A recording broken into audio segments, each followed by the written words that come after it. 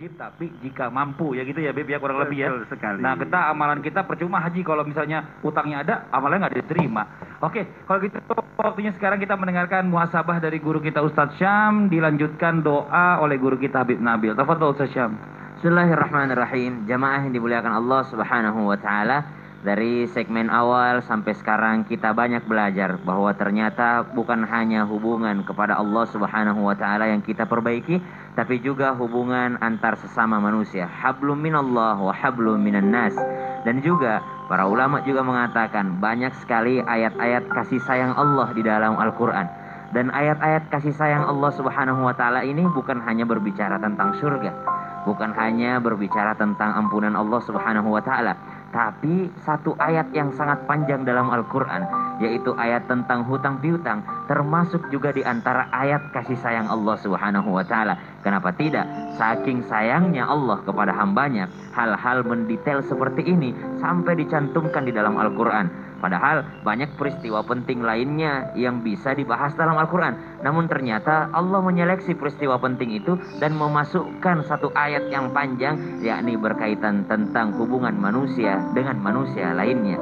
Siapa yang tidak mampu bersyukur kepada manusia, tidak tahu berterima kasih kepada manusia, berarti dia tidak tahu berterima kasih kepada Allah Subhanahu wa taala. Ada hubungan antar sesama manusia yang bisa mengantarkan kita lebih dekat kepada Allah Subhanahu wa taala. Yang kedua, kita manusia juga paling sangat berhutang terhadap kedua orang tua kita. Hutang yang tidak akan pernah bisa kita bayarkan. Setetes daripada air susu ibu yang pernah kita minum, itu adalah hutang yang tidak akan pernah bisa terbayarkan meskipun kita ambil bulan untuk berikan kepada ibunda kita. Meskipun seisi dunia ini kita berikan kepada orang tua kita, itu tidak akan pernah bisa membayarkan hutang-hutang jasa orang tua kita kepada kita. Maka satu cara untuk membayarnya, ke dalam Al-Quran disebutkan, anishkurli wali walidaik ilayal masir, bersyukurlah kepadaku kata Allah Subhanahu wa taala, dan berterima kasihlah kepada kedua orang tuamu. Begitu pula hutang kita kepada guru-guru kita. Betapa banyak ilmu mereka. Jikalau bukan karena mereka, kita tidak akan pernah bisa berdiri di atas kaki kita sendiri. Mereka yang telah mengajarkan kita untuk menulis, baca, utamanya guru-guru kita yang mengajarkan kita huruf hijaiyah. Mereka lah yang mengajarkan kita supaya kita bisa membaca Al-Quran. Dengan membaca Al-Quran kita mendapatkan pahala dari Allah Subhanahu wa taala. Maka kita juga sangat berhutang terhadap guru-guru kita. Jangan hanya kita memikirkan hutang materi, tapi banyak hutang jasa yang tidak akan pernah bisa dan sanggup untuk kita membayarnya.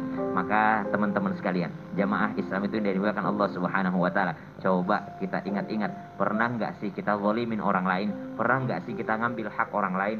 Jangan sampai Rp1 itu yang menjadi suatu yang menghalangi kita masuk ke surganya Allah Subhanahu wa taala, atau mungkin karena Rp1 itu kita tergelincir ke dalam nerakanya Allah Subhanahu wa taala disebabkan orang yang kita ambil Rp1-nya tadi ternyata sangat membutuhkan Rp1 itu.